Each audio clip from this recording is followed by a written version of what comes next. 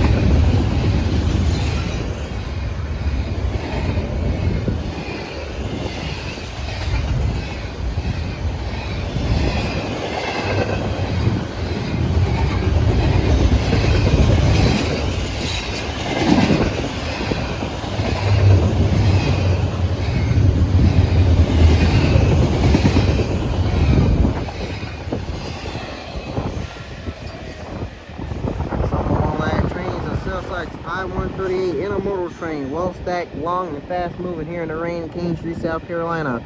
That train starts off in Jacksonville, Florida, heads north to Charlotte, North Carolina, where it terminates.